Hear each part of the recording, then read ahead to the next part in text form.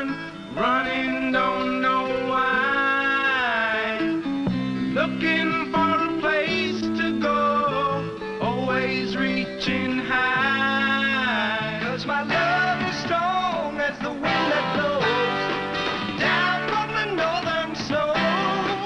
It's time to get on the road with some friends of mine. 'Cause freedom is another life that we share. The 1969 documentary Mountain of Storms was one of the most iconic adventure films ever made. Four men journeyed from California to Patagonia in search of good surf, fresh tracks, and new climbing routes. Among them was one of the men who would influence and inspire the next generation of fun hogs, businessmen, and conservationists. Doug Tompkins. Doug came by his obsession with the outdoors honestly, growing up skiing and kayaking. He eventually became competitive in both and dropped out of high school. At 21, he was frustrated with the poorly made outdoor gear available, so he took out a loan and started his own small business. The company was called The North Face, and that band playing the opening event was a little group called the Grateful Dead.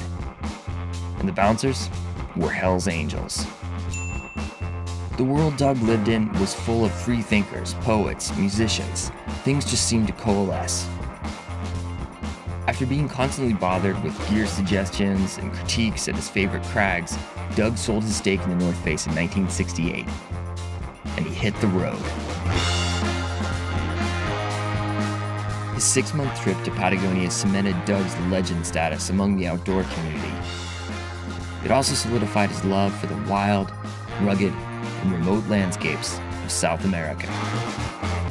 The highlight of the film was the team's climb of the infamous Mount Fitzroy.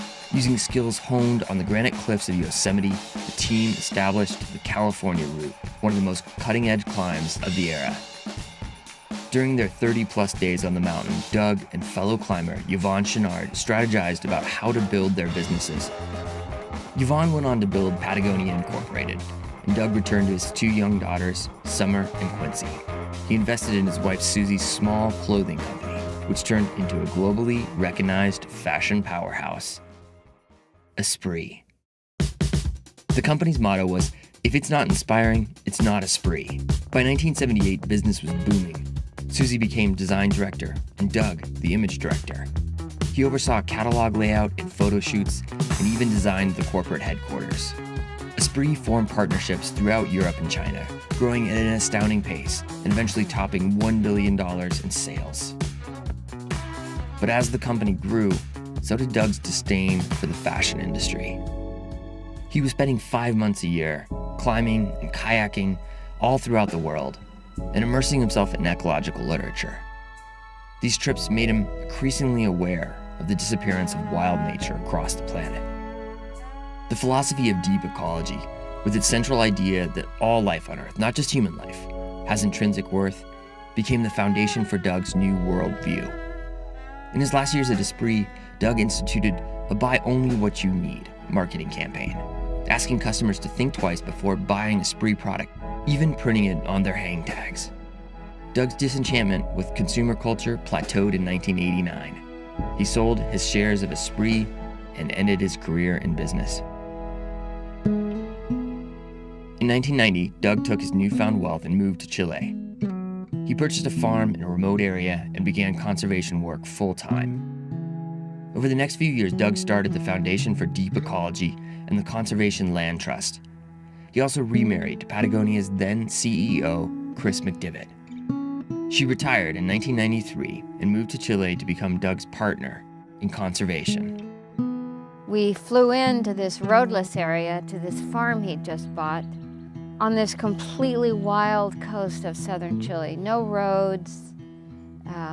We lived in this tiny little converted smokehouse, and it was probably 100 square feet. It was the two of us.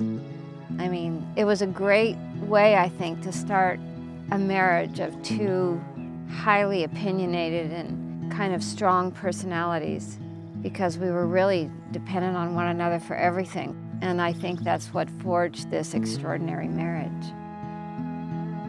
In 1993, Doug and Chris began their first project in Chile, Pumalín. Here's nearly 1 million acres of pristine rainforest that's untouched, and that the possibility of actually buying it, as audacious as that is, it was possible.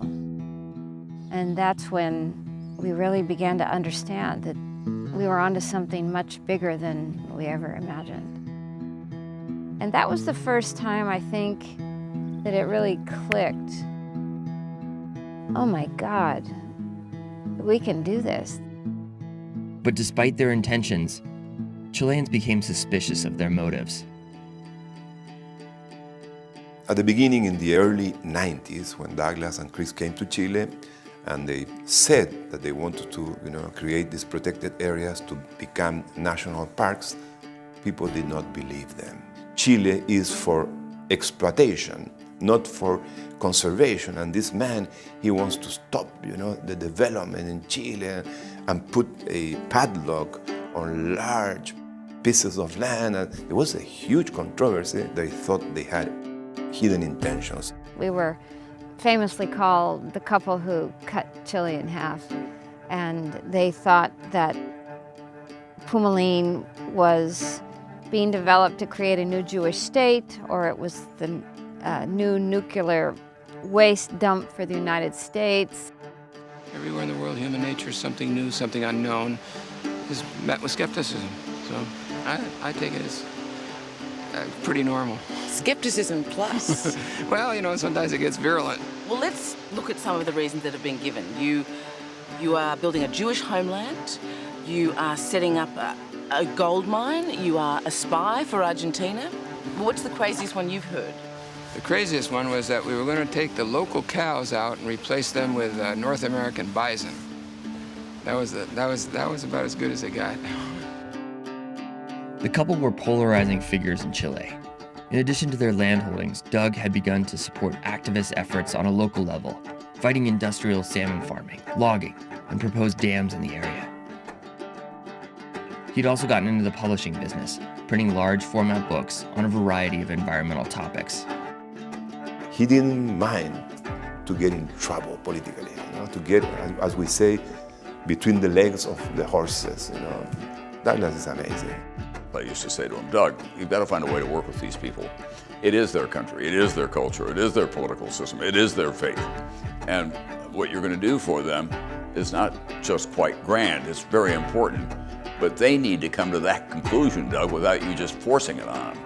And thank God for Chris, because Chris was the one who could go in there after he'd blown through things and the storm had scattered the landscape with his ideas and other things, and she'd put it back together and everybody would feel good about her.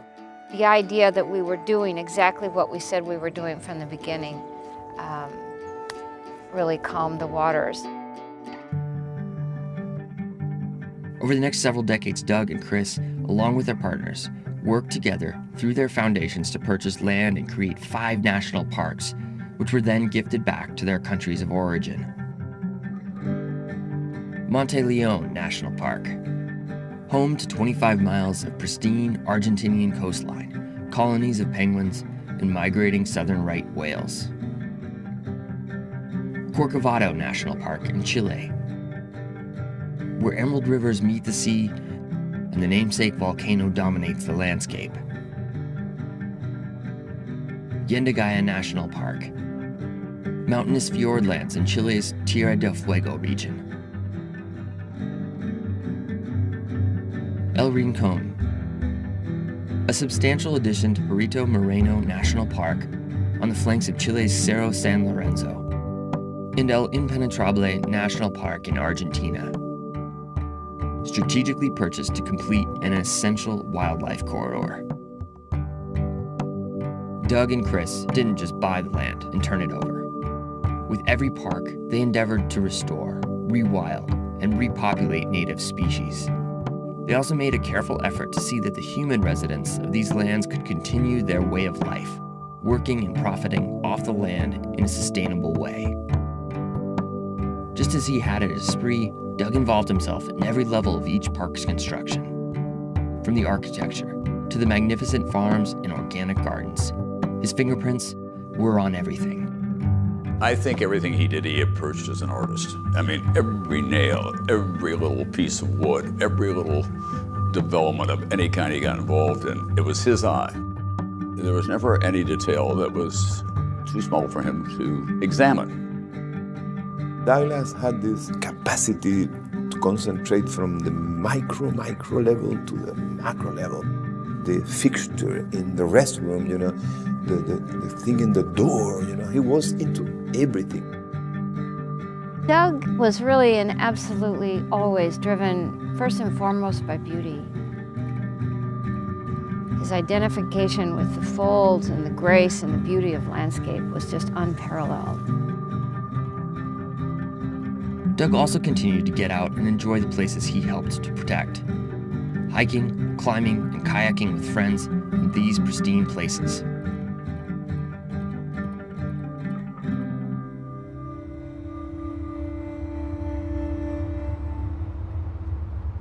The co-founder of the North Face outdoor clothing company died Tuesday while kayaking in Chile. Co-founder Douglas of the North Face, Doug Tompkins, died. Douglas Tompkins,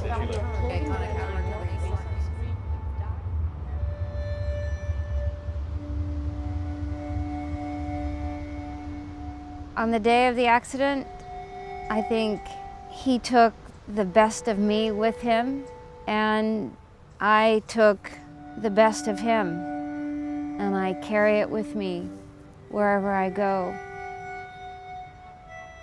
Yes, he left me a lot to do and a lot of things to decide and push through, but the last thing I am is alone.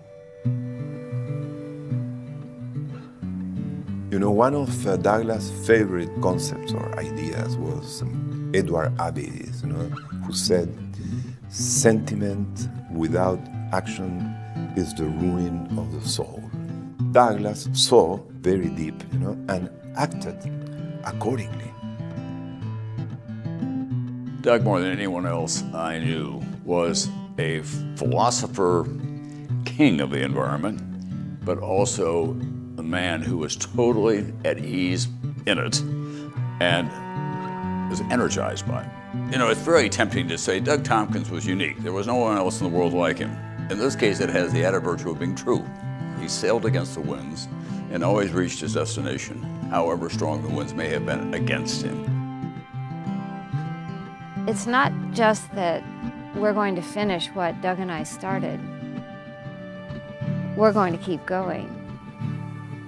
In addition to a multitude of planned projects, 3 more parks are in construction and slated for donation in the coming years. In total, Doug and Chris will have donated over 2.5 million acres of land into the park systems of Chile and Argentina that will be leveraged to create over 10 million acres of parkland.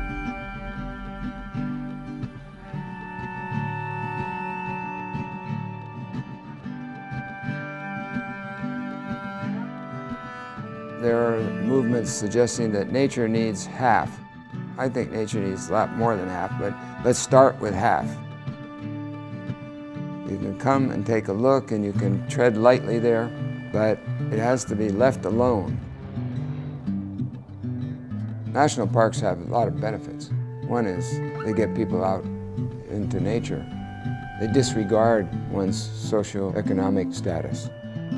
They represent a good form of social equity. They belong to everyone. It comes back to that idea that Dave Brower put in our heads about paying your rent for living on the planet.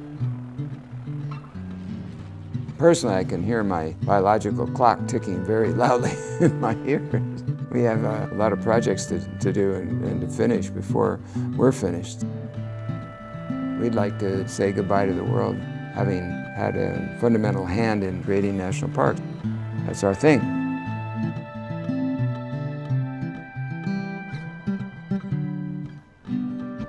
We're going to get this done. It's just a matter of time.